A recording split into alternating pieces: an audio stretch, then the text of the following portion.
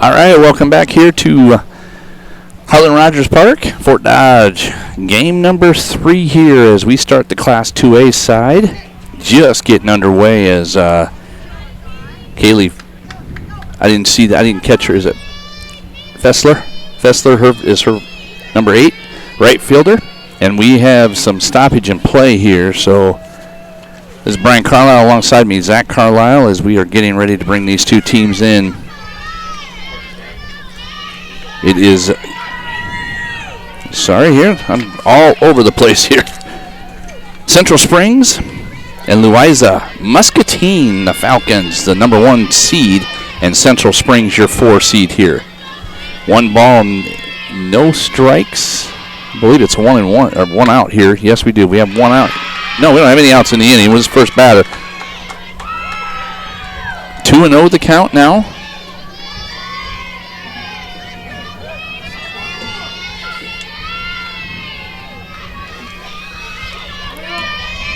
Do know your count here. Here comes the pitch, and we'll set your lineups and everything with it. We got 3-0.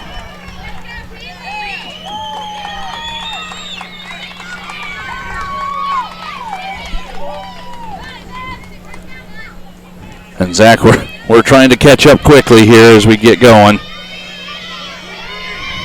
As with the last game running over, we were not able to really kind of get yourself, but we are now on and rolling along here.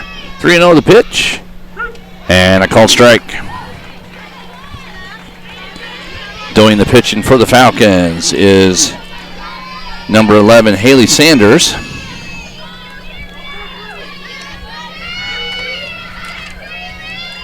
And we'll set the defense here in a moment. Foul ball straight back. Full count now here. Louisa-Muscatine coming off a 3-2 win over Wilton in that opening round. That was a real close win there. And Central Springs a 4-0 win over Logan Magnolia on Monday. There's a pitch, another straight back.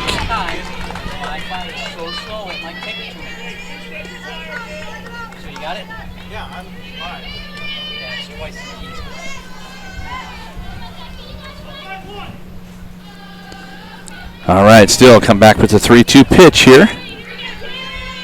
Sanders. And the walk.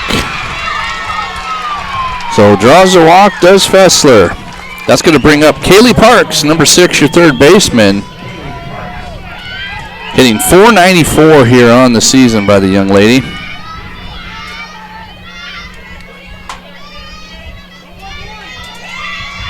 So with the runner at first, Sanders will settle back in here. Parks stepping in, looking to get one down. Fouled back to us. Gets to the ground.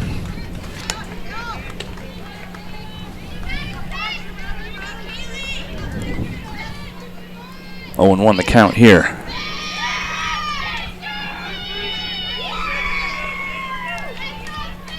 Couple of good teams going at it. This is going to be fun. I'm looking forward to Class 2A. It's an interesting field. Pitch in there, called strike. But it's a good field, and top seed Louisa-Muscatine just 36-6. I mean, outstanding season. Central Springs 28-3, and they're the 4 seed. So this is just going to be good stuff. So quickly, 0-2, just off the outside edge. 1-2 now your count. 1 down here in the inning. We had 1 against. First inning. We had 1 against 4 and 2 against 3 in 1A. We've got 1 against 4 again, but we're going to have 2 against 6 in the second 2A game. So yeah, a couple of upsets in this bracket. Should be a good time.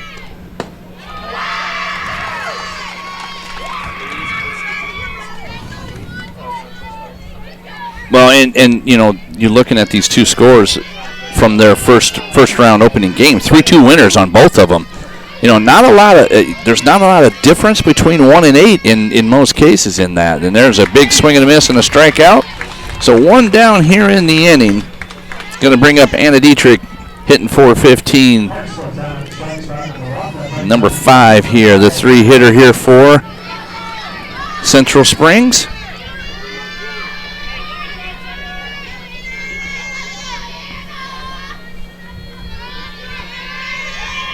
The pitch.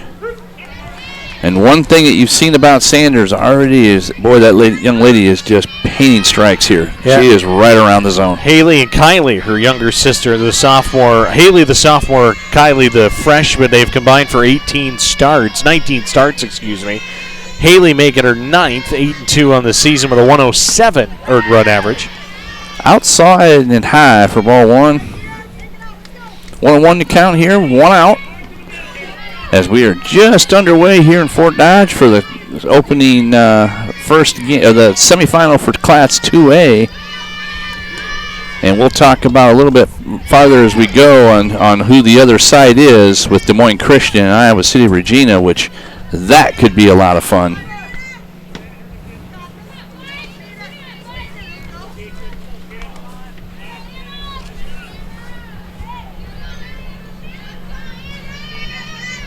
And the leadoff walk was just the 14th walk issued all season by Sanders. Doesn't give up a lot of free passes to anybody.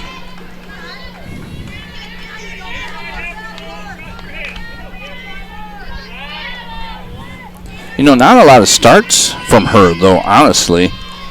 Only 8 starts on the season. 8-2 the record. 107 ERA, though. Pretty solid. But you definitely see the one thing that she does is the strikeouts, because there's another one. She had 98 on the season coming into here, and she does strike out Anna Dietrich. That would be the second out of the inning. Going to bring up the pitcher, number 24, Hannah Ossenhus.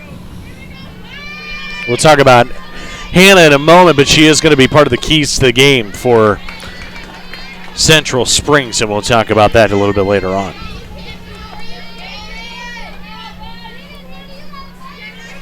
The Panthers in the black pants, white shirt, blue trim. Falcons in the black pants, yellow trim, white shirt. Pretty close as far as how these uniforms set up, Zach, if you take a look. Other than the white stripe down the side by the Falcons. Shirts are almost like the same, obviously different colors, but pretty cool. Kind of liking the hawk colors here out of the Falcons, which makes no sense, but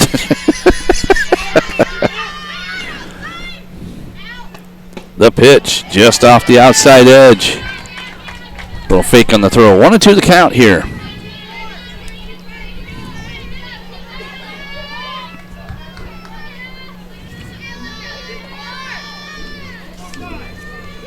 Looking down at the wristband, getting ready to fire.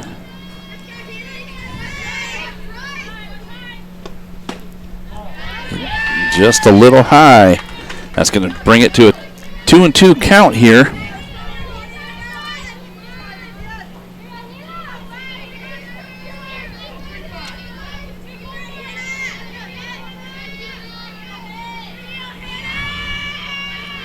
And the pitch. Big swing and a miss, and that will do it here for the first half. For the top half of the first inning. No runs, no hits, no errors, 1 left on. We will take a quick break. We'll be right back for the bottom half of the first. Welcome to Fairway, where we're not a mega food, fashion, fitness, you name it center. For 80 years, we've been your neighborhood meat and grocery store, focused on cutting you the highest quality meats for your backyard barbecue, providing the freshest ingredients for your summer salad, and making sure your shopping trip is as easy and sweet as Grandma's blueberry pie. So while others try to put it all under one roof, at Fairway, we put our all into meat and grocery.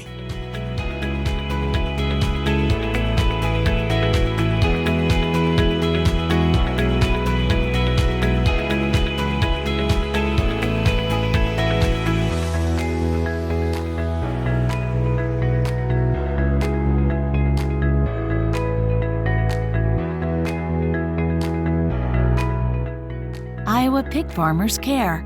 Learn more at iowapork.org. All right, welcome back here to Fort Dodge.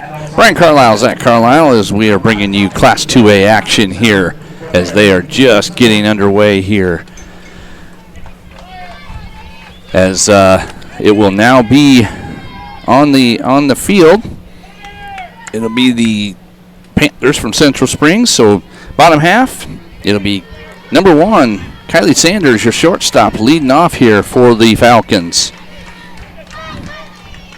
The freshman hitting .515 on the season.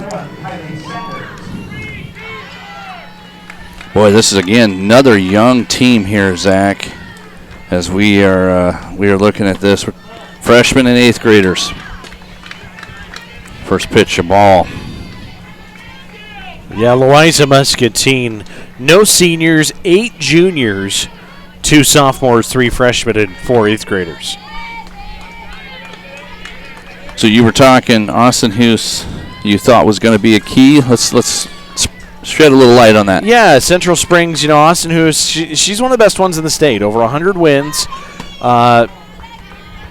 She does a little bit of both, though. I think so. It's not just her pitching. She also has a team best 9 homers. So, and she did strike out of the first inning. But I think she's going to be a big part of if Central Springs can be successful. We've seen how important pitching is, and then obviously if she can add some offense as well. But for Central Springs, they got to keep hitting, and then they stranded a leadoff walk at the top of the first. But only 4 runs Monday, but they scored double digits 19 times this year, including 7 out of their last 10 games. Yep, and Sanders does draw a walk there. So we have the leadoff from both teams drew a walk this first half inning here as Hohenadel will step in. McKenna hitting .389, the center fielder. And we'll see if this is going to be kind of a manufacturer rule out here. See if she can lay one down, sacrifice it. Louisa-Muscatine will get to their keys here in a second. A couple of big things to talk about with them as well. Takes that first pitch high for ball 1. And for the Falcons, doubles. I mean, 73 of them this season. That's 4th in Class 2A. They don't hit for a lot of crazy power, though. Only 10 homers as a team, but the doubles is really something that they could take advantage of. They could paint, go down the line. And that's 4th? 4th in Class 2A, 73 doubles as a team. What leads it? Because that's a heck of a number for doubles. We'll get to the second key after the pitch. Hohenadel swing. Going to be a pop-up into the infield as the shortstop will take it. And it will be for out number 1. So doubles are a big factor. And then really, I don't think. I mean, that's the thing. If for these Falcons, just don't think too much. This is their first ever trip to the state tournament. They got that first win. Just go out and play. I mean, just keep doing what you're doing. You're having an outstanding season, 36-6, 16-0 in the conference. These both teams went undefeated in conference play. Just keep going out and having fun and playing ball. So now at the plate will be Katie Cappy, 434 hitter here on the season for the second baseman.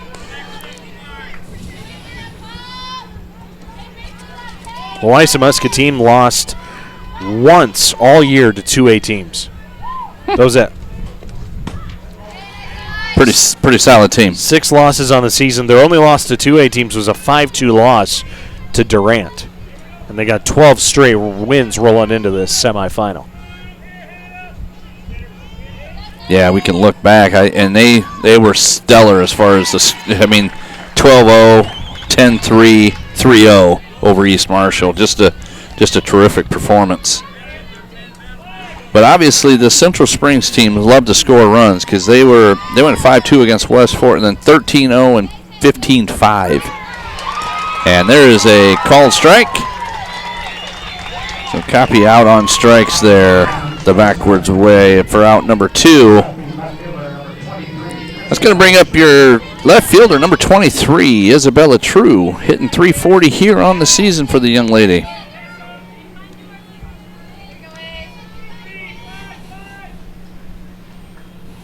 We see those wristbands being used again for Central Springs. And you could hear the numbers out. And there's a throw down to second, and she is in there with a stolen base. Is Sanders. Did a great job beating the throw. 17 stolen bases now in the year for Sanders. The younger of the Sanders sisters. We've seen that a lot here in these first couple of games. You got shortstop and a pitcher, and now here you have Hohenado, you got two of them. Sanders, there's a pair, so sisters all over the place on this team. Outside, 1-1 to count here on True. Runner on second is Sanders. So it's True trying to get the RBI here to get Louisa-Muscatine the lead.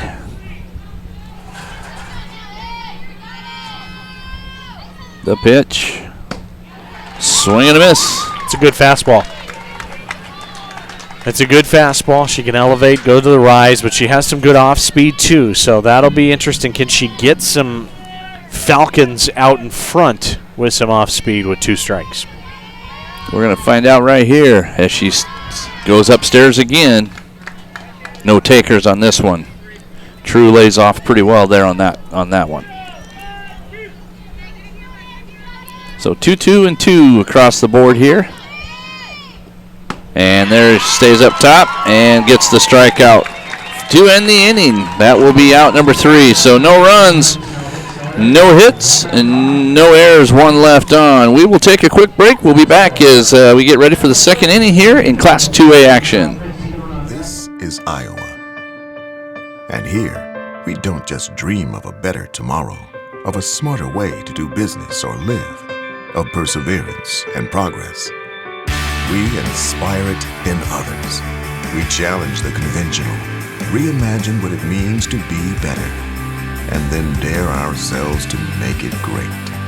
This is Iowa. And here, we don't just dream, we make history. All you have to do, you just have to get their feet here on the pavement and bing.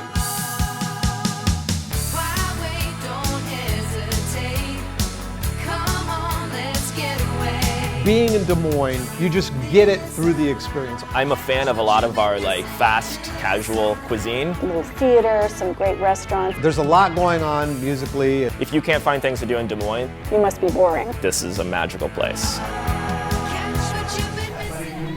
All right, welcome back here to Fort Dodge. Brian Carlisle, Zach Carlisle, bringing you the action along with Doug Dillevin as our producer. Doing a great job on the camera. Connor Morris. Looking like he's pretty chilled currently. But as we get ready for second inning action here, it'll be Morgan Kelly leading off here, second baseman. 391 on the season as she steps in. And will face Sanders.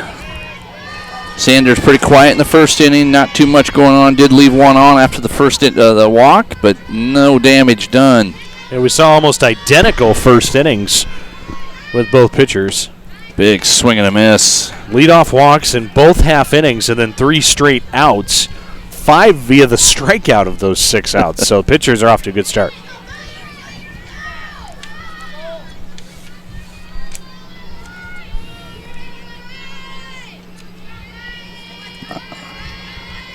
Getting ready to fire and does. Big swing.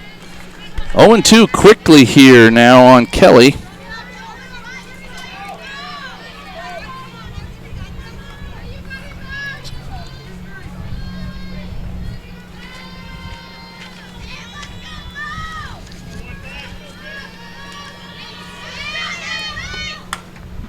And just a half check swing, and Sanders fires across to Hohenado, and we've got out number 1.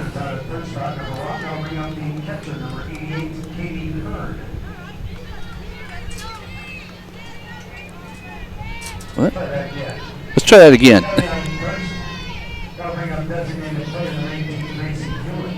So Gracie Ewan will step in, the designated player, number 18. Kind of threw me off for a loop there. Ewan stepping in. Sophomore's got 36 hits this year. Swinging a good bat. 8 doubles, 22 driven in, a 391 average.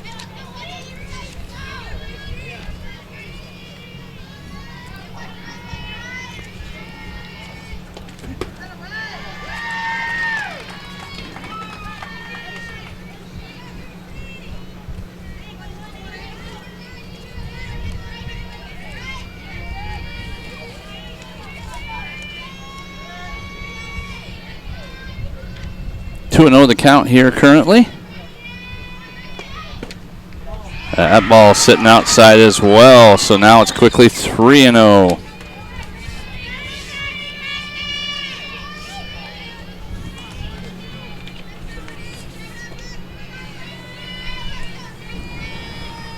Sanders ready to fire.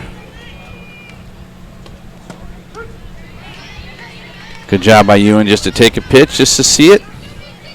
3-1 your count. Follow along with the Iowa Girls High School Athletic Union and CISN.TV on social media. Like us on Facebook and give us a follow on Twitter as well. CISN, your social media platform for all things at the state tournament. The pitch, big swing and a miss.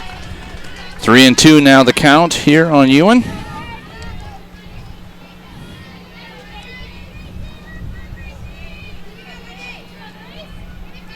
One down here in the inning as we start the top half of your second inning.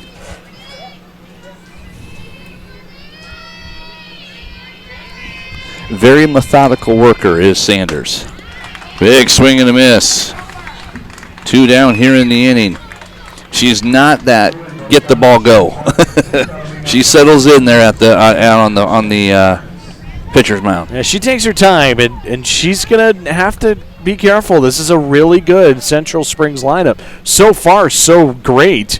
4 strikeouts through the first 6 batters, but this is a Central Springs team that was 3rd in Class 2A in average at .406 as a team. First pitch high to Kirsten Garnis, the first baseman here, number 17 for Central Springs. And so far, I mean, you can see Sanders and Austin-Hus are this is gonna be a formidable pitching duel. Oh, these are 2 really good pitchers. We've seen it all day today. Yep. Good pitching gets you where you want to go. Called strike. 1-1 now here on Garnis. And I firmly believe that pitching and defense wins you championships.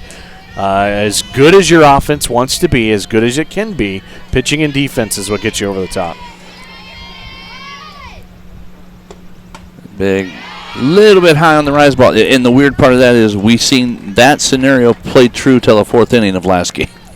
Right. And then all of a sudden the offense took over. Well, and the pitchers were getting tired and throwing up throwing up stuff that they could hit. Not meatballs necessarily, but I mean there was a lot of stuff that was out over the plate, able for these hitters to take advantage, and they did. And there's a called strike. Now it's 2-2 here. 2 balls, 2 strikes, 2 outs in the second inning here. 2s across the board, Zach. As Garnis steps back in against Sanders.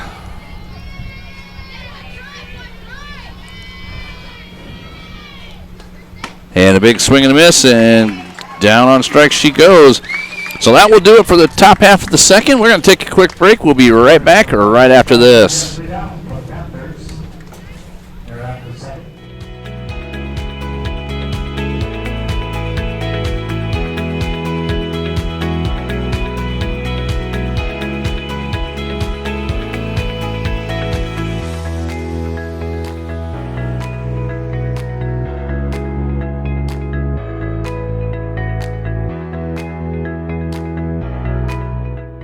Iowa pig farmers care. Learn more at iowapork.org. Best deals of the year at Schottenkirk Ford, Indianola. During the Ford Summer Sales Event in Indianola, get 0% for 60 months, plus up to $10,000 off select new 18 Ford F-150 XLTs. 0% for 72 months, plus $1,000 on select new 18 Edge, Escape, and Explorers. You get all of the rebates, incentives, and discounts, plus more for your trade. 0% for 60 months, plus up to $10,000 off select new F-150s won't last. Only at Schottenkirk Ford, Indianola. SchottenkirkFord.com. All right, welcome back here. Our broadcast today, our producer Doug Dillevin, Peter Tarpey, and the whole crew bringing you this presentation of the Iowa High School Girls State Softball Championships on the Mid-American Energy Championship Network. As we are getting ready for the bottom half of your second inning, stepping in, number 11, the pitcher, Haley Sanders. She's off to a good start in the circle for sure.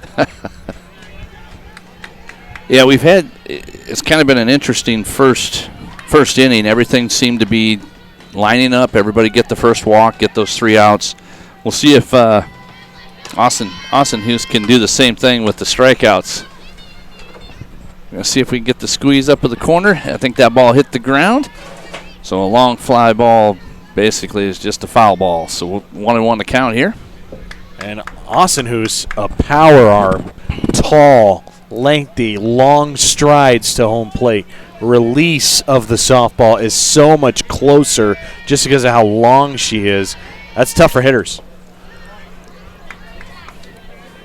Yeah, you go from 43 where the mound is to all of a sudden at about 37. And oh, yeah. yeah, that ball's on you in a hurry. 2-1 the count here to Sanders. Big swing straight back on a foul ball. Young lady does not get cheated at the plate, by the way. 337. Yeah, good hitter. Good hitter. We got two pitchers who both can really swing the bat in this game, and I think that's a fun matchup. Because you do not want to give up a hit to your counterpart. That is the last thing you want to do as a pitcher. And so that'll be a fun little battle to watch today. Absolute full count here as Sanders does draw that. We'll see how this ends here.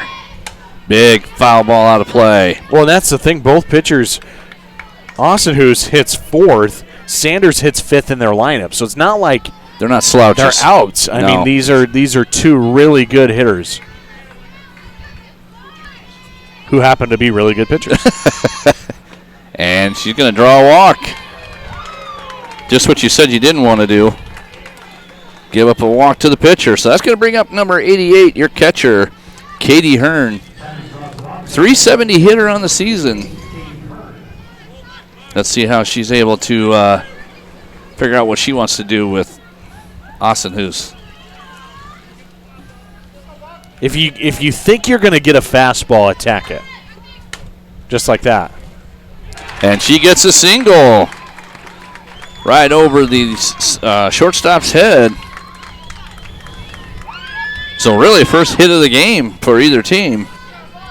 And you have to go up there thinking, if you're thinking fastball and she doesn't bring it, fine.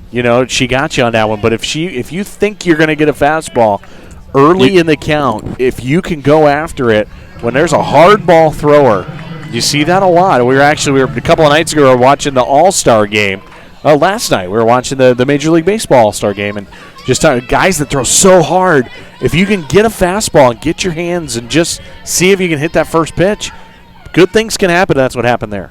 Courtesy runner now for Hearn is Lily Fisher, number 29. And this will bring up Maddie Mashik, the right fielder, hitting 382.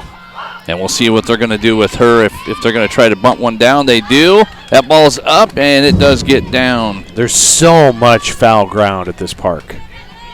Well, yeah, and it's just something you're not used to as a ball player. Your fence is right behind you, and it wraps around. All of a sudden we go. This, I'd be interested to know what it is just to the batter's box, from the batter's box just back to where they're warming up.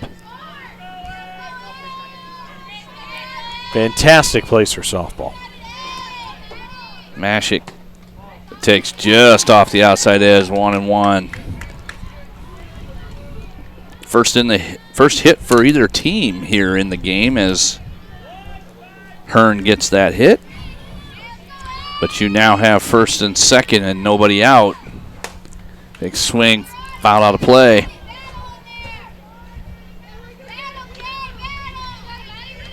So got her down 1-2 here.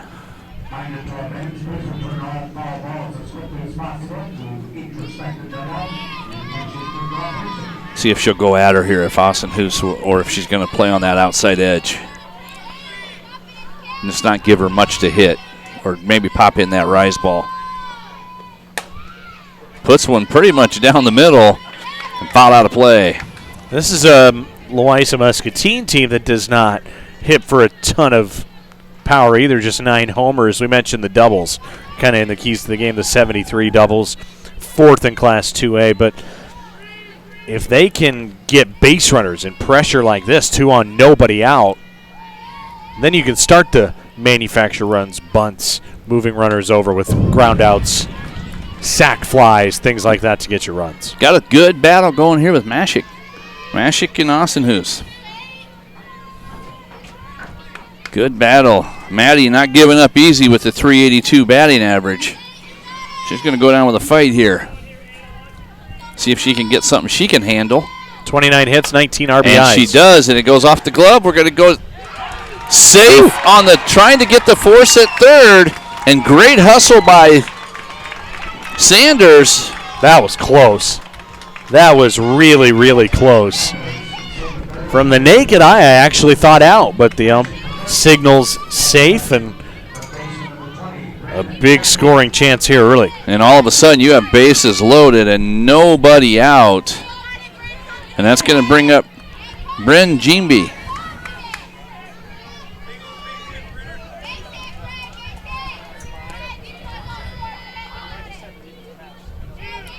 A walk, a single, and a fielder's choice. And you've had all three scenarios here in this inning. Big swing and a miss. 0-1 the count here to Jeanby.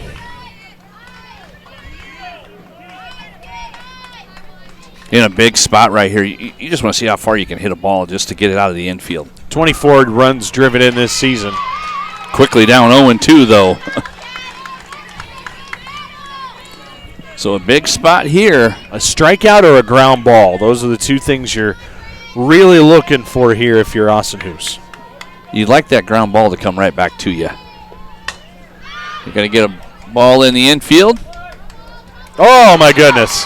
And it does not. And you are going to get the force right there. Didn't need to tag, actually. No, just touch the bag. And I don't know why she ran to second base. So you got fielder's choice here, so you got two outs. That was an infield fly. Infield fly on here. And then they tagged her as well. Right. So quickly 2 outs here. So the drop does not matter. Nope. You can drop it. That's not an issue at all. 2 here, 1 here. And so I got to correct myself. That was a good tag. That out has to be recorded by a tag on that. But that was well done. Actually, well done by the infield of Central Springs. They'll surrender a run for 2 outs in that situation. Yep, and then that's going to now bring up Mallory Hohenadel.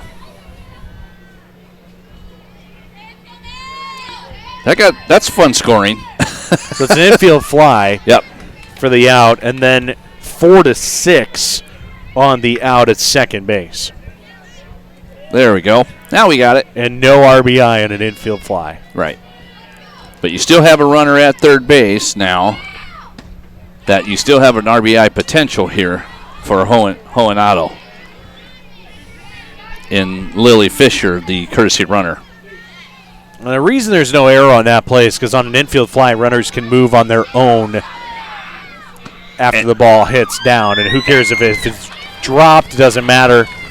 Whatever the situation is, they are able to move on their own. Well, once he calls infield fly, that batter's out regardless of what the correct. So once the ball hits or is caught or dropped, whatever it is, then the runners can move. No error on that play. Run does score, no RBI. So her dropping that probably made that runner confused, thinking she had to go to second. Correct. All right, so back to the top of the order. Sanders. Kylie Sanders stepping in. Drew a walk her first time up. You got runners on first and third here. Fisher at third, Hohenadel at first. And Sanders stepping in. And a shot to the shortstop. And off. So Mingleson to Garnis for out number 3. Good hard hit ball, just was not able to do anything with it. That's going to be your third out. We're going to take a quick break. We'll be right back right after this. Welcome to Fairway. For 80 years, we've been your neighborhood meat and grocery store, focused on cutting you the highest quality meats for your backyard barbecue, providing the freshest ingredients for your summer salad, and making sure your shopping trip is as easy and sweet as Grandma's blueberry pie. So while others try to put it all under one roof, at Fairway, we put our all into meat and grocery.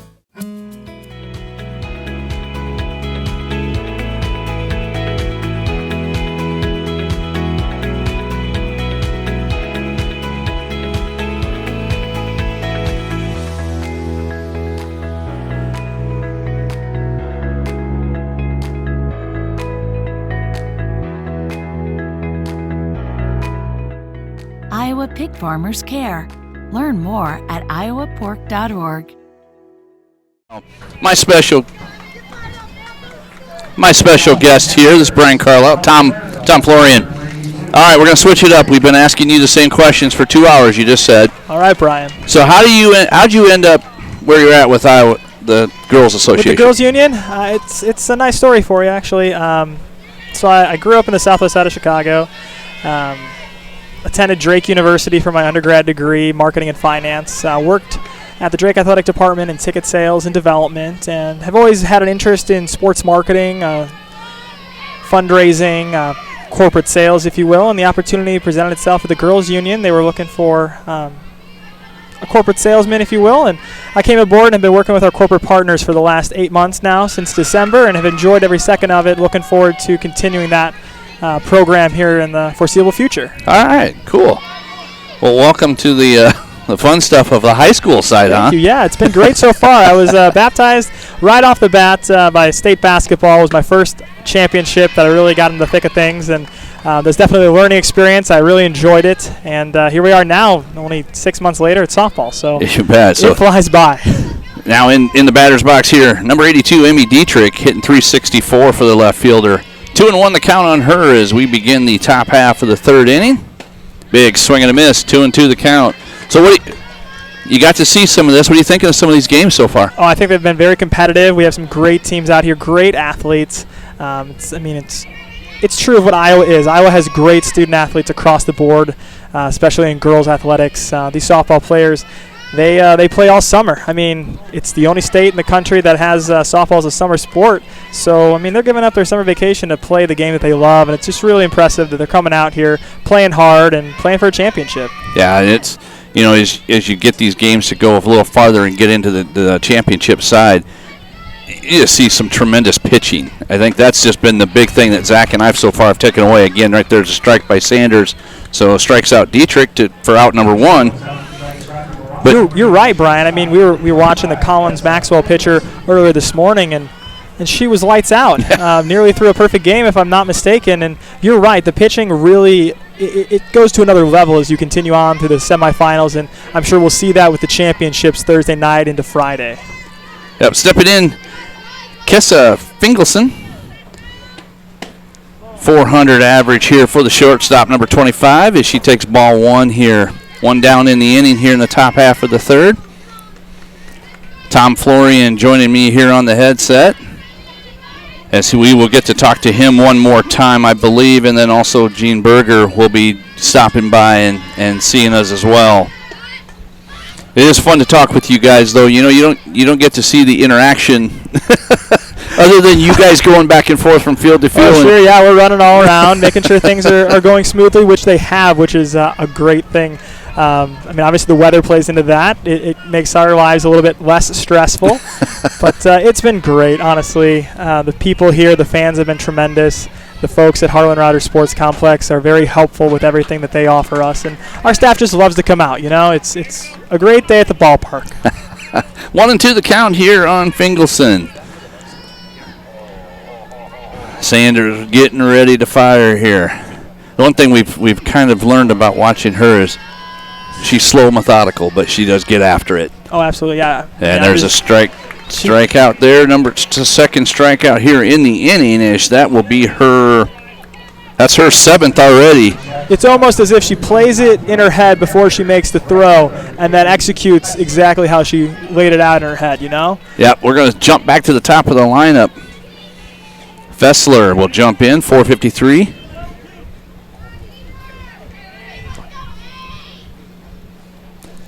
I mean, Brian, you talked about the great pitching, but the last two batters, 400 average, now 453. I mean, they're just great athletes on both sides of the ball here. Well, and to that point, let's move it a little bit farther. That last game, we were 1-0 into 4 innings, and all of a sudden, the hit brigade began. Oh, yeah. What was the final score on that? 12-4, I believe? 12-4. Yeah, with IGHSAU. Yeah.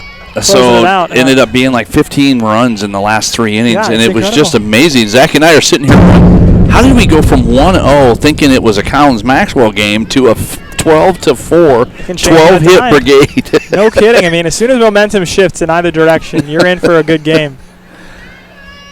But, that's what we come here. We hope we see some action, that type of action. And, we got locked down, and we seen a really phenomenal first game over here. And, I'm assuming Dar and the group over there are seeing them as well. I think we got updated that Roland Story did win that game. They did, yep. They pulled it out. So do they get Davenport Assumption in the final? Correct, yep. It'll be Davenport Assumption and Roland Story for the championship there on Thursday 3A? night, I believe. Friday afternoon, 3:30 p.m. And then you're starting to get the 4A action working over there. You got it. Yep, we got ADM and Newton right now. And a great job. Wow, yes. Kylie Sanders, a great dive for a catch. Tremendous play from the shortstop. Dare I say a top 10. That's ESPN highlight right there, buddy. Hey, we're going to keep you here. We're going to keep you through the full inning here this time. I can do that, yeah. So talk about what other, as far as activities, talk about the Iowa girls. What else do you guys get into, that maybe some folks out there just aren't really aware of? Sure, yeah. So in my world, at least, we're running a lot of new social media campaigns. That's one thing that I really wanted to bring to the girls' union upon starting back in December. We're running some new social media campaigns, have a couple of summer interns here that have really helped us out to increase the Iowa Girl brand. You'll start to see that hashtag a lot. Obviously, you can see it on the banners here at center field on the Buena Vista University Diamond, the Iowa Girl. That's obviously the brand that we've always had. The Iowa Girl is special. She's unique. It will represent the Iowa Girls Athletic Union. But we're running some campaigns for parents to share stories. It's branded hashtag Share Her Story. Go on to Twitter, Facebook, Instagram, post a photo, and talk about your athlete's story, her journey to the circle, to the diamond, to the court, to the field. Talk about her story, what makes her unique. We're going to be running one. We run them every week on social and in our newsletter, our email newsletter, and we'll have one coming up in the next couple of weeks about a tennis player who also competed in the National Musical Theater Awards in New York City. So the Iowa Girl is strong. She's unique, and she's very talented in many regards. True student athlete right absolutely. There. That's absolutely just amazing. Athlete. Oh, it's incredible. So we're going to step in here with Louisa-Muscatine. It'll be the number 2 hitter, McKenna Hohenadel. Flew out to the shortstop her first time up. 1-1 the count here with her. But, even to that point, so I was going to give you a little rough time. So I'm going to assume you're on the Twitter, you're doing the whole tweeting and getting those kids to do that same thing. Yeah, it's a little bit of a learning curve to get them up to speed. You onboard someone just for the summer internship. You got to kind of educate them on what you're looking to do of the campaign and making sure that they're knowledgeable about what your brand is. And it's been a great learning experience for those 2 students. They're actually Iowa girls themselves. We're at Dowling and we're at Iowa City Regina during their high school years, and now they're obviously in college and working for us. So it's been great to have them aboard and helping out with those campaigns. Very cool. So, any girl listening out there that wants to learn more about this and can get into an internship, there's a place to go. Absolutely. That's absolutely very cool. Oh, that ball hit right above us. But no, that's a very cool thing, just being able to bring some younger kids in. Because the other side of that is, you're going to start thinking about how they think about it. Yeah, exactly right. And it's a whole different perspective. That's going to be a hit batsman right there as Hohenadel will be hit by pitch. Because, you not to say this the string, but you get the old-timers and then the young blood. Sure, yeah. And you start mixing and integrating. Oh, that becomes something that can be special. The synergy is incredible because you have those who have seen it done, how it should go, and offer that great perspective of the history of what the Iowa Girl is and how the tournaments run, and bringing a new perspective in with someone who might have been a part of it in the last 10, 15 years or even 5 years with the students that we have now. It makes a world of difference to just say, hey, I've seen this elsewhere. Is there something we can implement in what we're doing now? And it's just great to have the synergy. And that doing something different that you haven't done in, ever, even though it may be really small, may be so beneficial that you just don't know that. That is something that is, it's amazing what it can be. Absolutely, and you're right. It's the small things. I always like to think the small things make the biggest difference because it's the things that you don't hear about, the things that you don't see in front of your face, but they do make that difference in the long run where point A is going to make point B and C that much easier to get to. Katie Cappy stepping in, number 10, 434 on the season. A line shot And then a log back over, not there. She's going to take off. She should be able to get to second, and she will on the air. So good heads-up running by McKenna Hohenado after the line out to the shortstop. Absolutely. She went just far enough where she knew she could get back should the ball be caught, made it back, and then was able to take second on the error. So error on your shortstop there on Fingelson. That's going to bring up number 23, Isabel True. Strikeout victim her first time up. 340 on the season here for the young lady. Let's see if True can get it past the infield and drive in the runner from second. You know, it feels like we've had a lot of scoring here because there's so much action on the base paths. Yeah, you and bet. Yet we're still looking out here, and it's 1-0. Still 1-0 in the third here, but you're right. There's been a lot of good play here so far, and I think it's the defense that kind of helps to keep that score the way it is. And Central Springs has done a good job of keeping this thing just to a 1-0 lead with the defensive side for them. But they do have the 2 errors, which those errors can come back to bite you. You know, just something like that where you're moving a runner up to second, now a base hit, and that error becomes really, really blown out of proportion. You're right. Yeah, exactly. It's all about timely base hitting and base running, and we'll see if they can take advantage of the opportunity that has presented itself here. The pitch. A little high. 2-1 the count here. Tom Florian with the girls' union sitting in here for this full inning, the third inning here. And he will be back with us again at the 5 o'clock hour. And then Gene Berger will be joining us at 7 o'clock.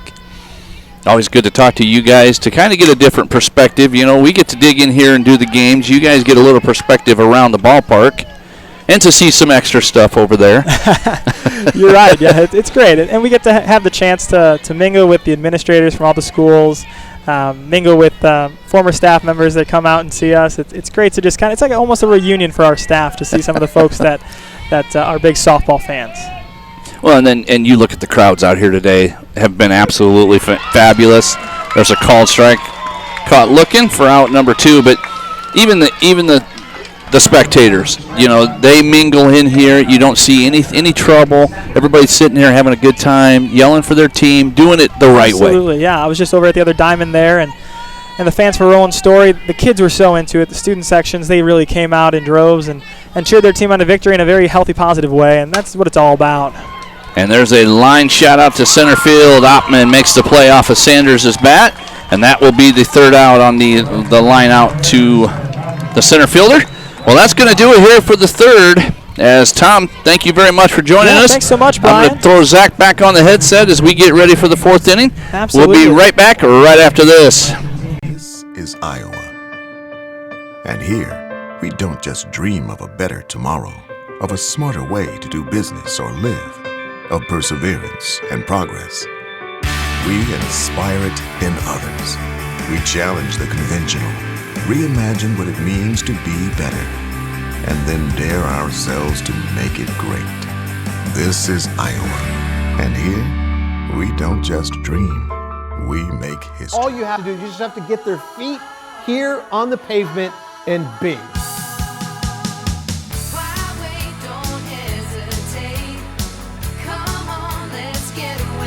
Being in Des Moines, you just get it through the experience. I'm a fan of a lot of our fast, casual cuisine. A little theater, some great restaurants. There's a lot going on musically. If you can't find things to do in Des Moines, You must be boring. this is a magical place. All you have to do. The 2018 Iowa High School State Girls State Tournament is heating up in Fort Dodge. For the most comprehensive coverage of the tournament, check out IGHSAU.org. It is your source for up-to-date scores, stats, stories, and promotional events throughout the tournament. Check it out. Log on to IGHSAU.org. Zach Carlisle back here with me on the headset as we begin the fourth inning here. Top of the fourth, still 1-0 here. And there's a swing and a quick drive out to center field off of the bat of Kaylee Parks for out number 1. As Hohenado squeezes it up. Well, Zach, what do you think here in that last half? You know, it feels like Muscatine, Louisa-Muscatine should be up 4-5-6-0 here. As much action as they've had on the ball, on the base pass. They've had a lot of chances, and they'll take 1-0 for sure, with just because of the way that Haley Sanders is pitching so far. But we saw that in the first game. Missed opportunities, sometimes that can come back to hurt you. So we'll see. They've left 4 on so far. And now we're filling back in like we're that Collins-Maxwell game where we're you're down to that 1-0 lead again, and there's a quick shot to the second baseman. Spends the time, fires across. So copy to Hohenado, and it is out in number 2. So quickly 2 down here in the inning, a 4-3 on that put out. But I love offense. I guess I'll say it that way. But I've really enjoyed the pitching today with just these two here in that first game. Even the pitching through the 4th inning of our last game. Oh yeah, great pitching. Which one's more important? Well, great pitching can neutralize great hitting. You can have a great offense, but it can be neutralized if there's a good pitcher out there. So I really believe that pitching and defense get you where you want to go, and both of these teams have it. And almost felt like we had both of those displayed. We had great pitching through 4 innings and then great hitting from the 5th on in that last one. So that much. It's just a tremendous deal when you start seeing stuff like that. 0-1 and 0-2 the count here on Austin Hughes. Stepping in, she was a strikeout victim her first time out. Hitting .448 here on the year as she's trying to see if she can help her own cause here. Quick down 1-0 here in the game score here wise. Outside ball 1. Yeah, one swing of the bat and she could even this ball game up quickly. So yeah, she's got a lot of power. It's a good swing of the bat. She's got a good swing.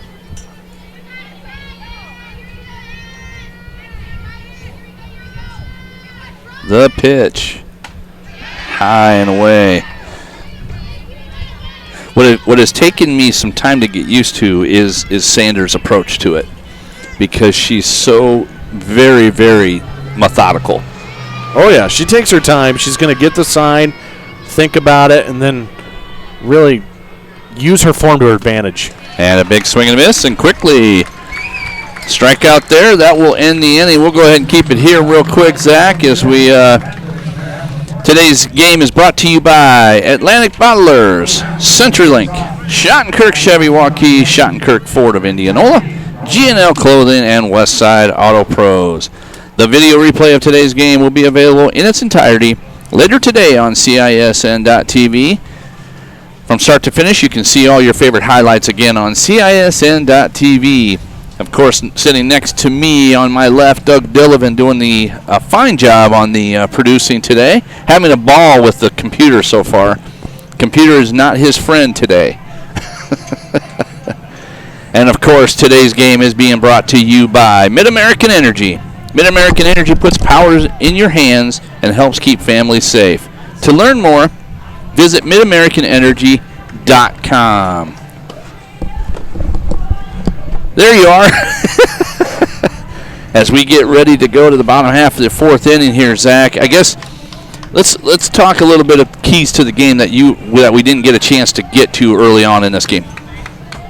Yeah, we talked about some keys for both sides, and Louisa-Muscatine. We talked about the doubles, 73 this season, 4th and 2A. We touched on don't think. This is the first ever trip to the state tournament for these guys. Just don't think, keep on going. For Central Spring, we talked about how Austin Hoos is going to be a big factor as she delivers a strike, and then keep hitting too. We talked about only 4 runs Monday, but 19 times Central Springs has scored in double figures this year, including 7 of their last 10. Okay, all right. Well, let's see how that does play out here. 0-1 the count here to Katie Hearn, the catcher. Number 88. I love the big numbers. 88, 82. That's just awesome. This is the last sport I would have thought I would have seen big numbers like that. I mean, yeah, you're looking at a wide receiver number here, aren't you? Yeah, 88, 82. 0-2 the count. Ball popped up in here. I think we have a shot. And a great call off right there by the third baseman, Parks. Calls off Dietrich for out number 1. That was just great communication right here. You could hear all of that as it unfolded. And quite frankly, it's an easier play for the third baseman. She's coming in, facing it. The catcher's trying to move and maneuver and try to find it sort of backwards, and that's a challenge, and a nice job to make that catch by Parks. So that's going to bring up number 8, Maddie Mashik. 382 on the season for the right fielder. Had a fielder's choice and did get on first the first time up, and then she was the one that was actually tagged out on the infield fly. So 0-1 as the coach calls out 1-5-3 for the Panthers. Outside and high, ball 1. We don't be giving away any signals here.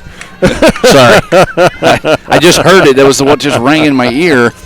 We have no idea what 1-5-3 is, so 1-5-3. And that's the thing. There's a lot of codes, a lot of wristband stuff. There's hit batsman right there. Hit by pitch. So she's going to head on down. There's the second hit player here so far in this game as McKenna Hohenadel took a hit back in the third, and now you have Mashik got hit here as well. That'll bring up Bryn Jimbe, the third baseman. Hit that infield fly the first time up for her. So we'll see if Louisa-Muscatine can get something going here in the bottom half of your fourth inning. How many hits do you have for Louisa-Muscatine? Hits? 1. Yeah, same here. That was back in the second. 2, so I'm just a little confused. I thought I was off, but I feel good. We both have 1. I'm going with mine. This is the unofficial official. It's officially ours, unofficially. Yeah, how about that? Theirs. That sounds good. There's a lot of words there.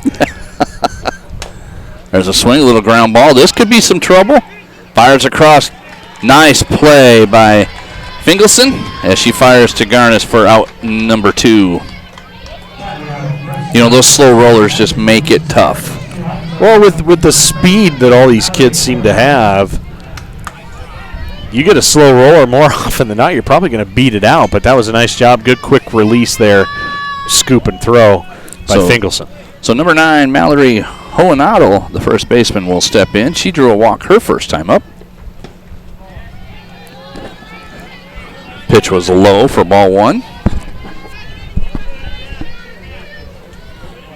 So you got a runner on second and Mashik.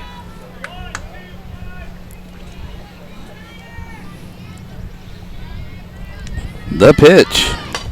And a little slap. Oh, my goodness. Get through there, and you're going to get a run. And what a tremendous piece of hitting by Hohenadel. Genius. That was absolutely genius. I've never seen a bunt go to left field. It was almost like it went from a bunt to just a slap. Yeah, she did. She saw exactly what was happening. So I give her credit for paying attention, noticing that the third baseman's coming way in.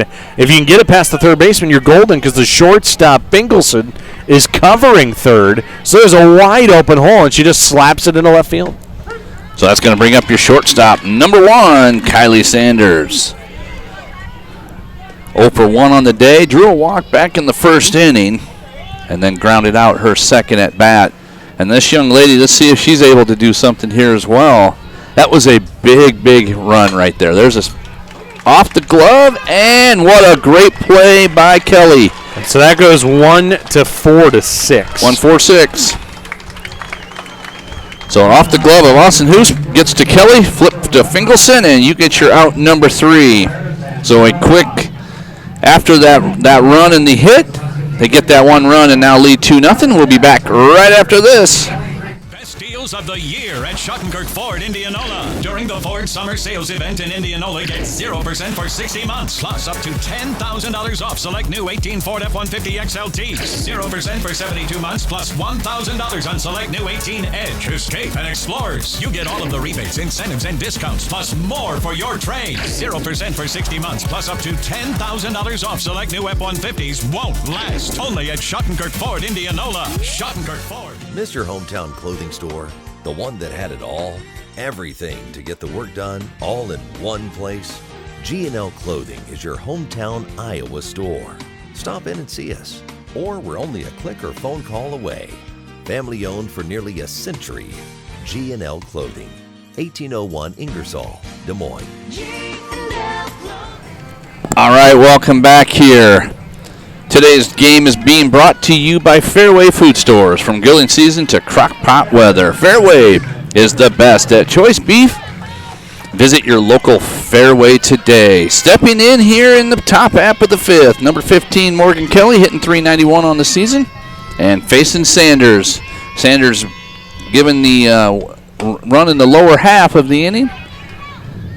Lower half of the fourth, or bottom half of the fourth, as they fly out right there in a 2-0 lead. So Kelly flies out to the left fielder, to True for out number 1. But with Sanders with an extra run right there, this may really make it tough here. Well, I mean, so far so good. She had that leadoff walk and hasn't been perfect ever since. Yeah, she went 1, 2, 3 the last 3 innings here, trying to do that again. And there's a swing by Grace Ewan.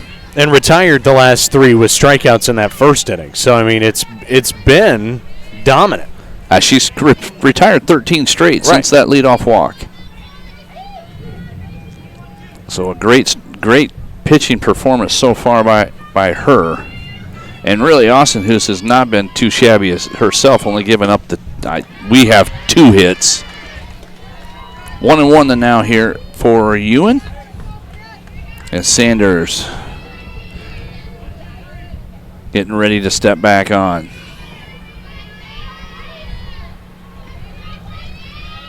Here comes the pitch. Swing and a high pop-up in the infield. Squeezed up by Jimbe, and that for out number 2. And she was in foul territory. Make that catch. Nice play. She did step up. Okay.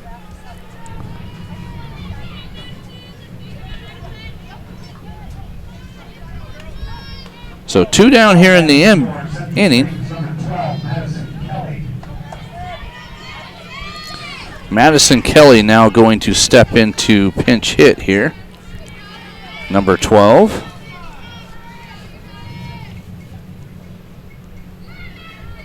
Hitting .250 on the season is the young lady. Takes first pitch outside, ball 1.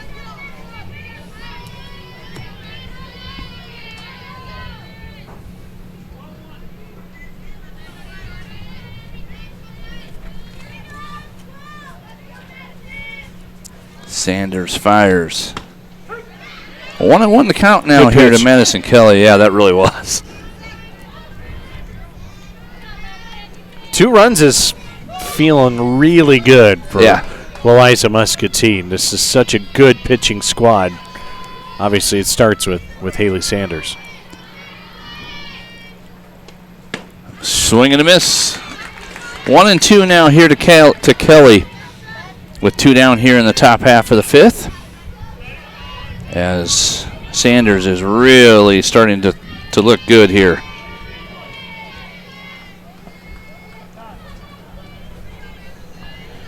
But we've seen crazier things happen, so no lead is safe in Fort Dodge. Yeah, no, that's probably true. And it's called strike. Caught looking for out number 3. Is Madison Kelly. That's going to do it for the top half of the fifth. Zach, I guess we're looking at, you got a 2-0 game, 2-0 lead here for Louisa-Muscatine. Only 3 hits on the game. But, you've had 3 walks, 2 hit batsmen, fielder's choices. It just feels like there's been 8 to 10 runners out there to where they've missed some opportunities to get some runs. Yeah, the Falcons have stranded 4 and they've had some opportunities, but I don't even know if that's the story. I mean, I think the story is Haley Sanders, 9 strikeouts and really dominant pitching. I mean, basically she's retired, decided 5 innings. It just worked around that leadoff walk. So, I mean, it's just been really spectacular. You know, in this Central Springs hasn't even sniffed a hit. And this game really has been kind of weird because the first inning it was both leadoff batters drew the walk. We get down to the 4-hitter and we're out in 3. But since then, Haley Sanders has just been lights out, just like you said, and it's been a tremendous, really a lot of fun to watch as well, and not to be outdone. I mean, Austin Hughes is really throwing pretty well. She's had the unfortunates of just some weird stuff play. You got Parks, number 30. It really was. Nice stretch by Garnet. Happy 434 on the season, 0 for 2 so far on the day. There's a ground ball to the shortstop. Oh, what a great idea. What a great idea. Hey, I can't throw it. I'll let you. But it is going to be an infield single there. Remember when you're playing in the backyard and there's no chance that you're getting to the ball, so you just take your glove off and you throw it up in the air. That's kind of how I feel like she felt right there. Fingelson's like, there's no way. I have no chance. I'm just going to flip this to you and see if something can happen. But that's a heck of a stop at short. The best part of that is she had the ball laying flat, and she's literally watching the runner. And she knows she doesn't have prayer. Yeah, it was a very nice stop. Yeah, that goes to the left center field. With the way that Dietrich is guarding that line and left, there's a gap there. If that gets past her into left center, there's a chance for 2 on that. So there's a nice diving stop. So Isabel True stepping in now, number 23, with 1 out here in the inning, and you've got 0-2 quickly on her. She's kind of a little bit disgusted with herself, I think. She knew she probably left that one on the table with being a ball. So with 1 down here, True stepping back in. Lays off that one. Good job out of that. She did learn something from that. She almost has just a small hop with both feet right as the pitch is coming, and then her feet get planted back down again. And then she goes into the swing. It's very interesting. Yep. No man's land. Oh, my goodness. Not going to get the third, but boy, does she hit that thing on the line out to 1. And then we're going to have, are they going to give that an error? Yeah, you have to. I was going to say. You can't assume a double play, but when you have a double play and drop it, then you have to. And the inning should be over, so if this run does score, it would be unearned. I would assume that's on the throw? That'll be an error on the first baseman for a drop. Whew. Boy, those are tough when you're a first baseman. And that throw is so errant. And I get it, but it just drives. That was a good throw. That was a good throw. That was just a drop at first base. And so if that run does come across, that'll be big. Yeah, that will be the unearned side. And that's going to move her up to second now on a pass ball. That'll be a wild pitch. That'll be charged to the pitcher, Austin Hoos.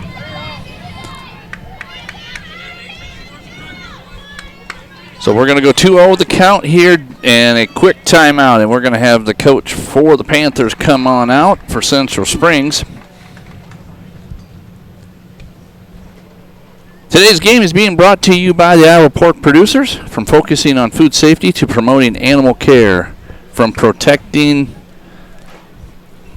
Iowa's natural resources to enhancing the quality of life for their communities. The Iowa pig farmers are doing it right. To learn more, visit iowapork.org. It's kind of hard to read. I can't read through Zach's arm when he's reaching across. Newton's up 5-3 in the 5th on number 1 ADM in Class 4A. Really? That's an interesting one. When we do know that Roland Story did beat Albia, and they will play Davenport Assumption for Class 3A. How about the 6th seed in Class 3A? How about a little town in Roland Story, though? Huh? For Class 3, that's awesome. So a 3-1 count here on Haley Sanders as she's going to try to help her own cause here. And she does get a pitch to hit here with it being 3-1. If she gets a fastball, she's going to be swinging. Here's the pitch. And she did, and she turned on it pretty hard down the left field line and out of play. That's the pitch she wanted, just got out in front of it. But if you think, it just comes down to kind of that chess match, right? If you think you're going to get it and you do get it, you have to try to take advantage of it. And she smoked it, just got out in front. She definitely was way out in front of that thing. So it's going to be full count here with 2 outs. I'll be interested to see if maybe they'll try to move that runner, see if they can maybe get her on the move as well. Let's see what they do here with Sanders coming. And it's not going to matter because it is a called strike 3, and that is the 3rd out of the inning. So that's going to do it after 5. We have a score of 2-0. We'll be right back right after this. Welcome to Fairway, where we're not a mega food, fashion, fitness, you name it center. For 80 years, we've been your neighborhood meat and grocery store, focused on cutting you the highest quality meats for your backyard barbecue, providing the freshest ingredients for your summer salad, and making sure your shopping trip is as easy and sweet as Grandma's blueberry pie. So while others try to put it all under one roof, at Fairway, we put our all into meat and grocery.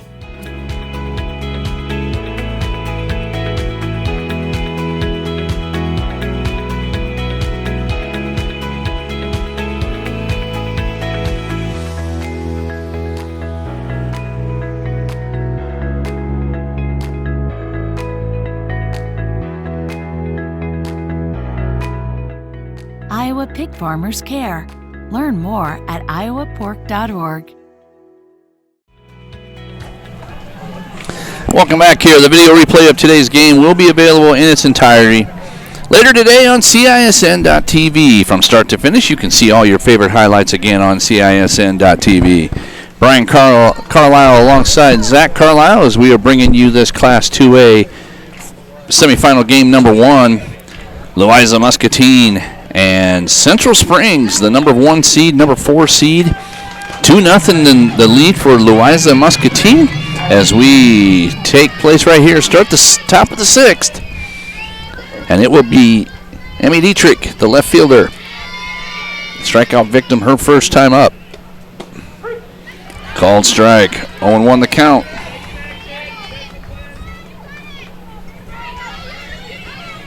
And it really truly has been about Haley Sanders here so far, with really just settling in and really throwing a nice game here so far today. 0-2 quickly now here to Dietrich. Oh, she's been borderline perfect. I mean, honestly, the lead-off walk. She's going to face. That's it. So far, she's going to face one batter than normal. One batter more than what you would normally face in a. She could see 22 batters the way she's working here. Yeah, one more than the minimum. Yep, than the minimum.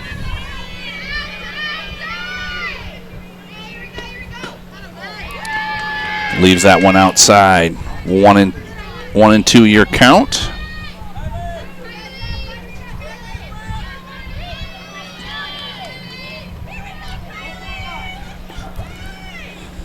So we got 1 in the second but from Louisa-Muscatine and 1 in the 4th, and that is all the scoring we have seen. And that one left upstairs, 2-2 the count.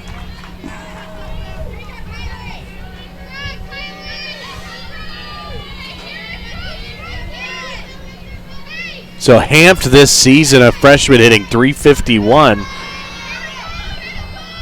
She got some power as well.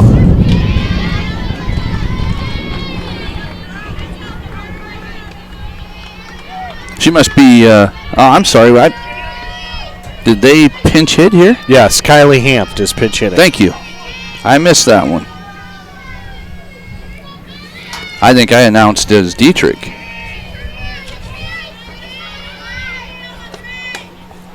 She's definitely not being shy up there. Doing a pretty good job of battling. So 2-2 the count here on Hampt.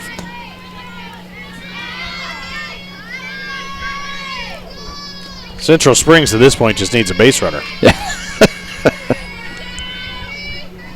The pitch, swing, ball popped up, and There is the other Sanders, Kylie, making the play for out number 1. He's going to bring up number 25, the shortstop, Kessa Fingelson.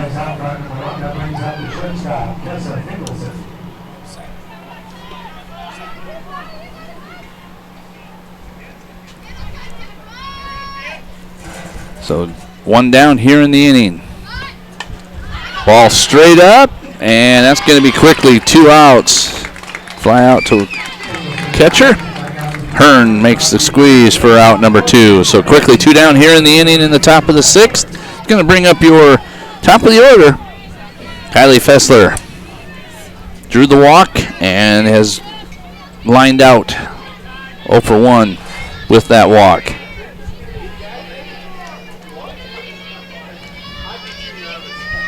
So Sanders ready to deal. Want to know the count.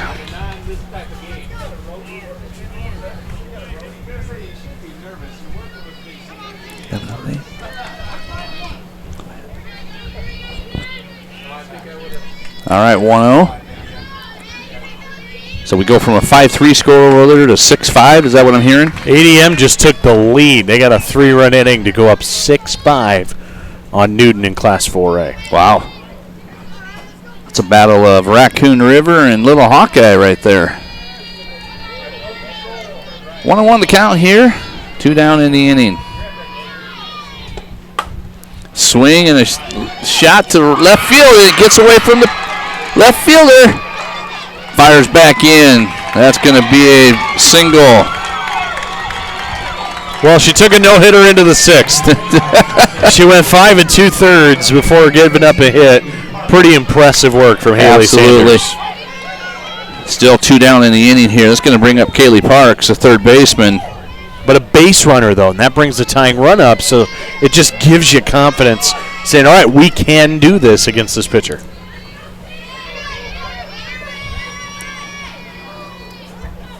The pitch. Just off the outside edge, 1-0. I tell you, when these guys missed outside, it sure does still look good from here. Yeah, they make good pitches. They don't miss by a lot. They paint. Do a really good job of hitting corners, moving the ball left, right, moving it up, down. It's really fun to watch. Sanders fires. Stays low on that one, 2-0. And you know, you look at, if you go through the outfield, they look very, very deep. I mean, they look 5 feet off the fence. Oh, yeah, they are playing extremely deep. No doubles defense, basically, to try to keep runs from scoring. As a ball popped up, and I don't know if that's going to get out of play, and it does. Great catch from the fans. Woo! Louisa-Muscatine fan one-handing it over here. It's a pretty good play right there. 2-1 account here. 2 down, top of the 6th.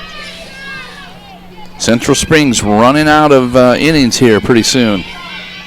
Basically down to about 4 outs.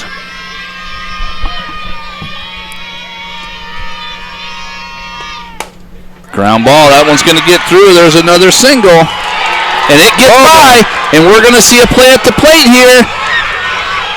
And it's cut by she cut it. Wow.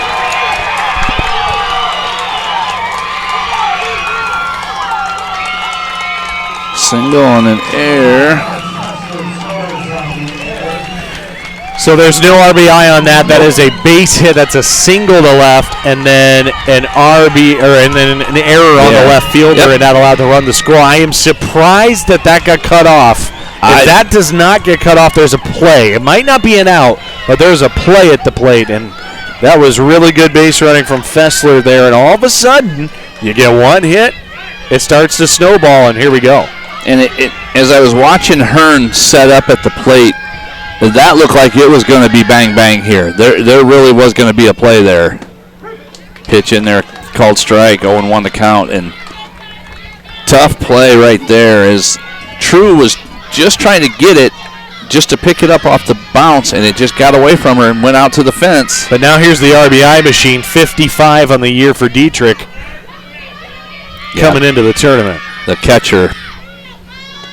She's due here. She grounded out her last time up, struck out her first time.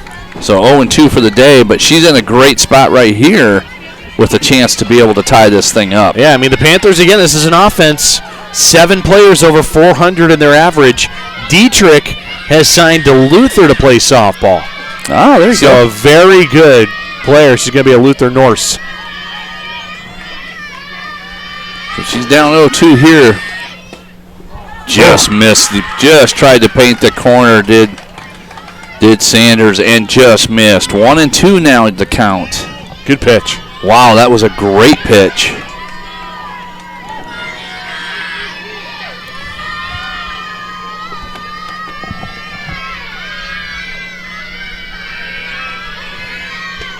And she lays off. And no, they didn't. She did go. So striking out is Dietrich, but that not before Central Springs plates a run and cuts the deficit to 1. 2-1 your score as we go to the bottom half of the 6th. We'll be right back right after this. Why do I look for the seal? It's about trust. Whether I'm buying a car, hiring a contractor, finding a tax preparer, or an honest mechanic, the Better Business Bureau seal means this business meets high standards. When I see the seal, I know I'll get what I pay for. No more taking chances and no more worries. And I feel good about supporting local businesses. My life is so much easier knowing I can always trust BBB accredited businesses. It pays to look for the seal. See for yourself at bbb.org/Iowa. Welcome to Fairway, where we're not a mega food, fashion, fitness, you name it center. For 80 years, we've been your neighborhood meat and grocery store, focused on cutting you the highest quality meats for your backyard barbecue, providing the freshest ingredients for your summer salad, and making sure your shopping trip is as easy and sweet as Grandma's blueberry pie. So while others try to put it all under one roof, at Fairway, we put our all into meat and grocery. All right, welcome back here, Brian Carlisle, Zach Carlisle, as we are bringing you the bottom half of your 6th inning here. It'll be Hearn, Mashik, and Jumbie for Louisa-Muscatine as they have their 2-0 lead cut into 2-1 now, and they're going to see if they can get something done against Austin Hoos. But either way, if Central Springs can get this 1-2-3 inning, we're going to go to the top of the 7th with them a chance to try to tie, and that's the best that they're going to be able to do, or take the lead, obviously, with Sanders. But if you're Louisa, I think you want to see if you can get maybe an insurance run or two here.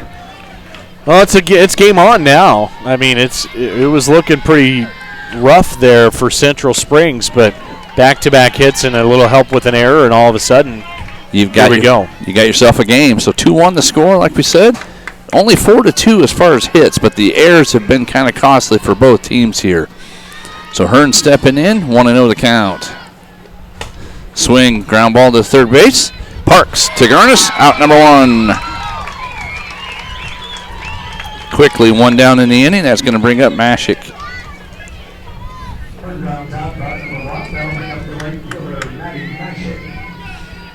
Mashik hit by pitcher last time up. Fielder's choice in the second, and then got hit by the pitch back in the 4th.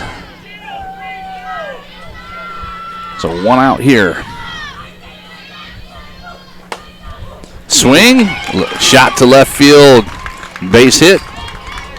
Good piece of hitting just to go the other way by Mashik. It's going to bring up Bryn Jumbie, the third baseman.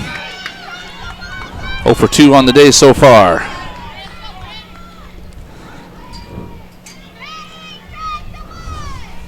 Swing's a good bat, hitting .341 on the year coming into this tournament. Takes first pitch high and upstairs for ball 1.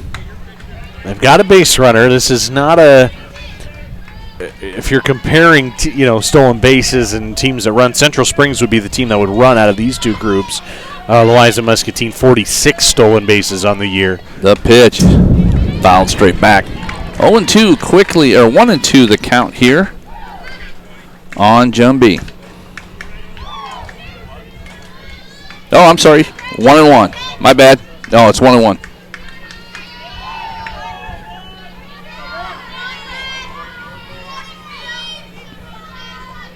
The pitch. Now we'll go 2-1. Throw down to first again. Just trying to keep Mashik close.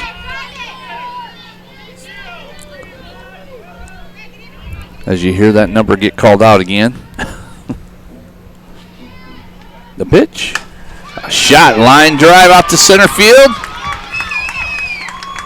As another single by Jumbie. Back-to-back singles here, and Louisa-Muscatine getting something going here with one down. But I tell you what, Erica Ottman had the same thought I did. She thought she could come up with this ball and fire to second base, but her infielders were not seeing that, and so nobody was there, and it just ends up hitting, Mashik, who got to the bag at second, but a small chance that there could have been a play at second base there. So that's going to bring up number 9, Mallory Hohenadel, who has been on. Oh, she's got you're going to have infield. That's going to be a knockdown by the shortstop on Finkelson, but that was hard hit. They're going to give her an error. Have to. And the reason why I would say that that's an error is because of the fact that she really didn't have to move much. Finkelson did not have to go left or right for that. Right. It was hard hit, but it's to her. And that play could be a big one to load the bases now. Yep, bases loaded here. Back up to the top. Kylie Sanders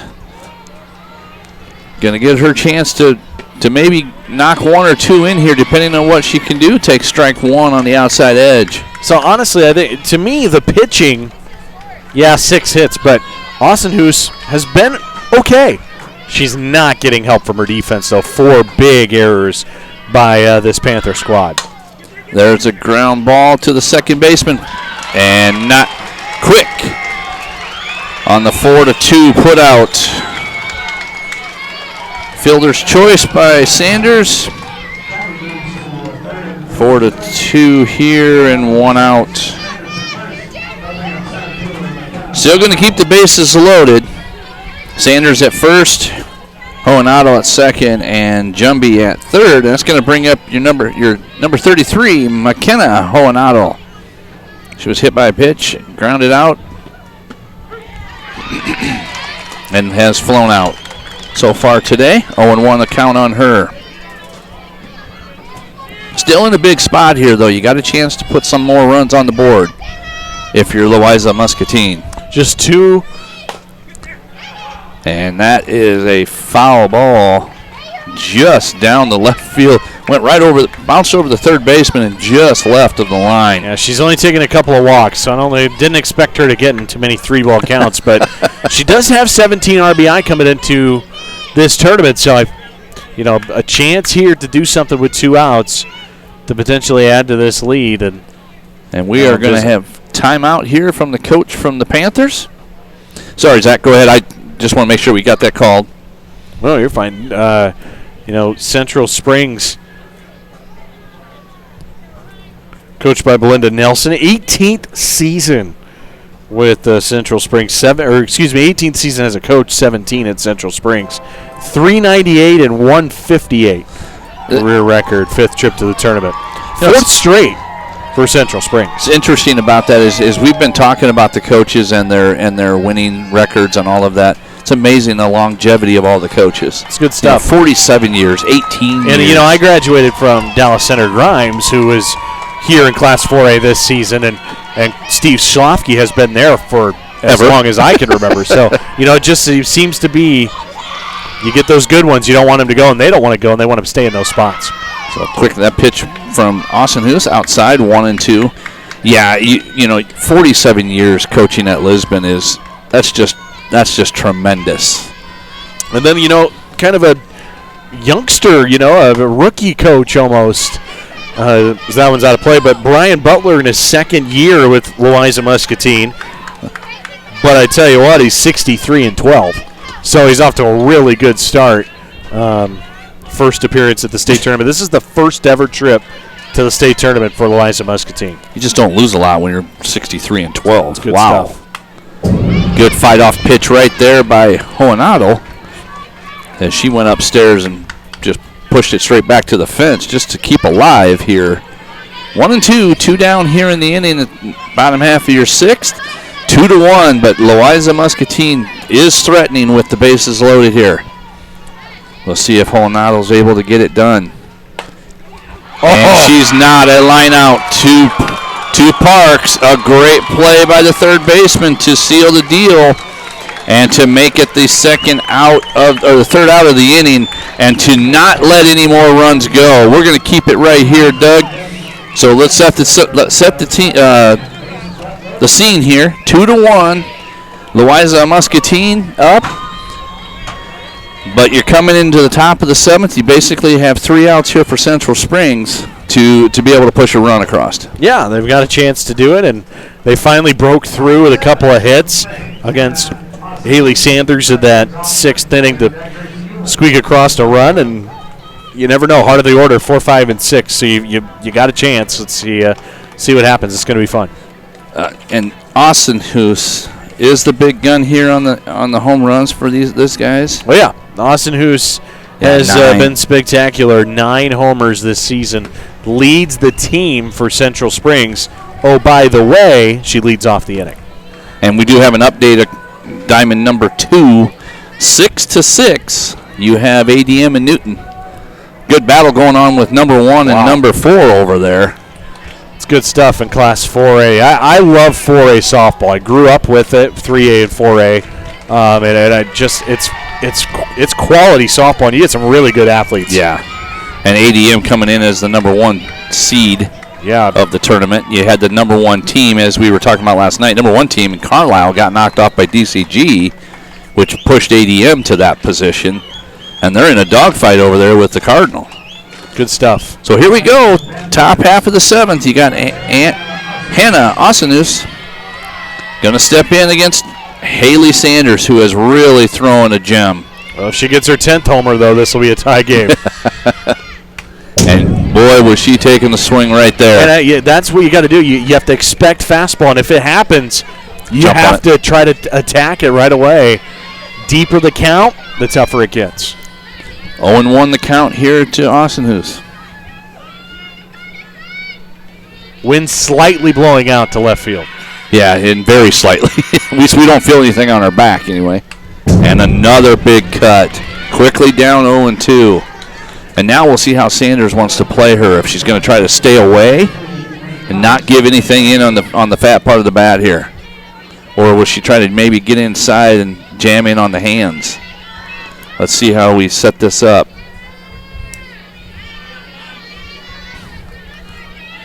Hearn sliding away. And a good take by Austin Hoos. That was actually a really good pitch. And it's going to be hard to hit the long ball, against this team. I mean, this is a Central Springs squad that has 22 of them coming into the tournament, but that hasn't really been there today. So you have to find a way. Can you manufacture a run? It starts, the leadoff hitter. That's a big way to do it. Good pitch. Stays outside. 2-2 now. As coming up next, it will be Des Moines, the number 2 seed Des Moines Christian against number 6 Iowa City Regina. Right here after this one, and then we have one more to go. As it will be Des Moines, it will be Valley and Pleasant Valley at the 7 o'clock hour, or somewhere around that, I should say.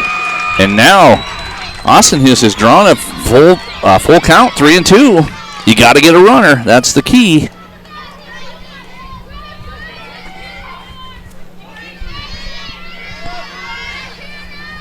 Let's see if she can draw the walk here. Sanders fires.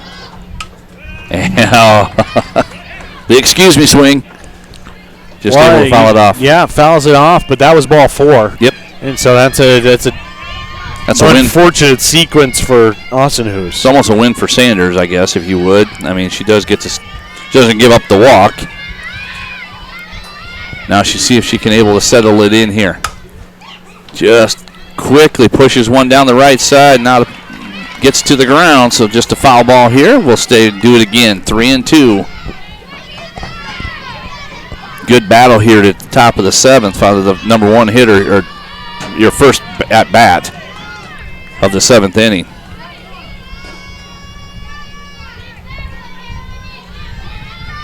The pitch from Sanders.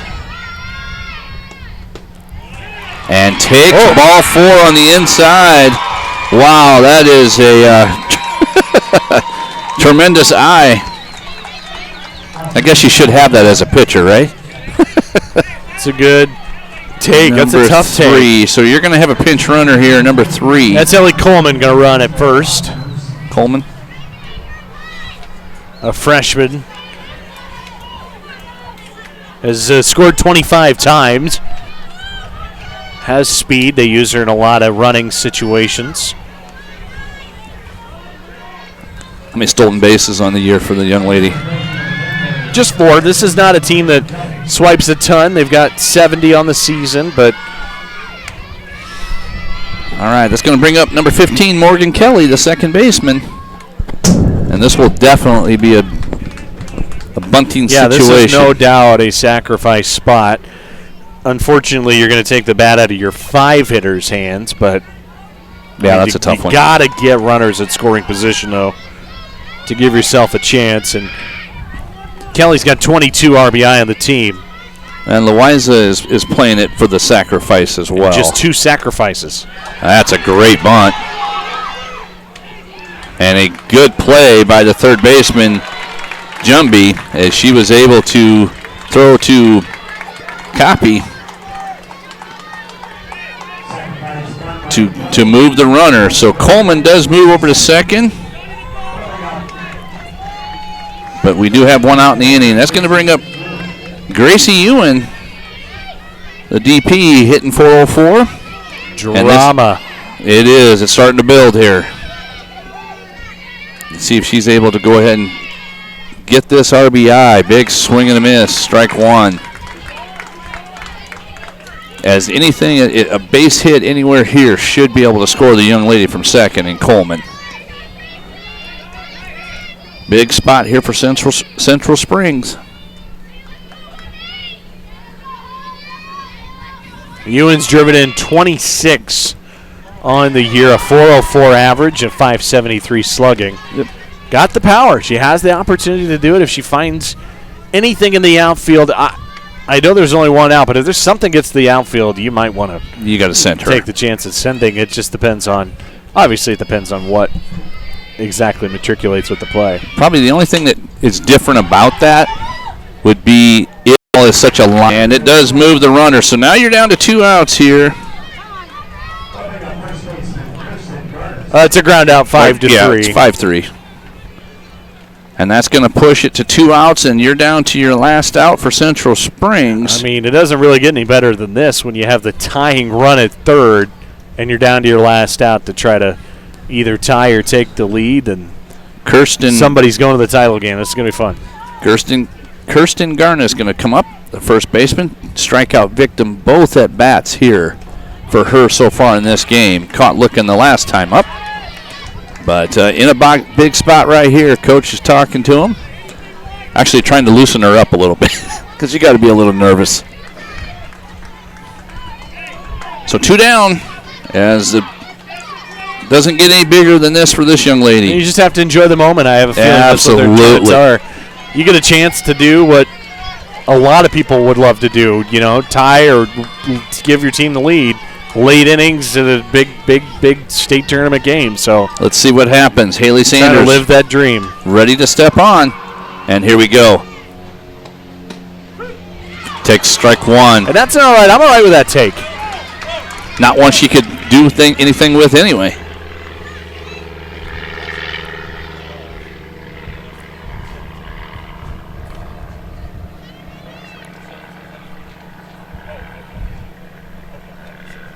I think he was just double checking because I think Madison Kelly hit the last time.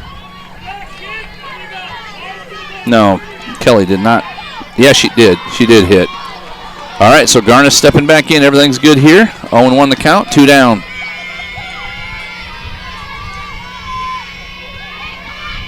Comes the pitch from Sanders. Good take. 1-1.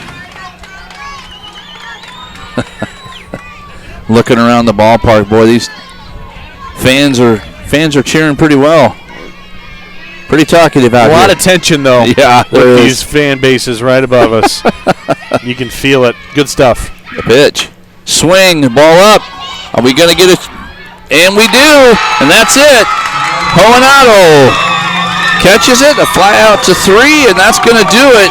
Your winners 2-1, 6 hits out of Louisa-Muscatine, but 2-1 victors.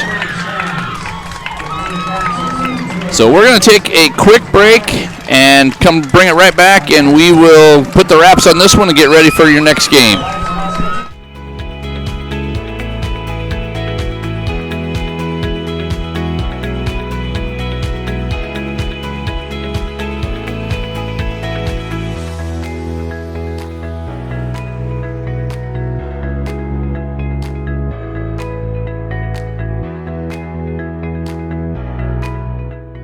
Iowa Pig Farmers Care.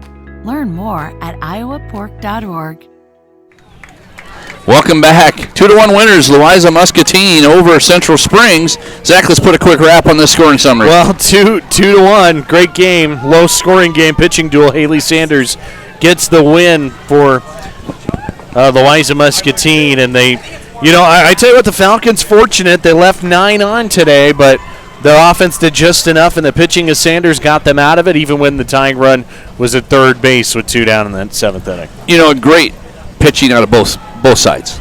Austin Hoos and Sanders did a great job, keeping their teams right in it, or keeping them right there. So thanks for joining us here for Game 3. Once again, the final score 2-1, Louisa-Muscatine over Central Springs.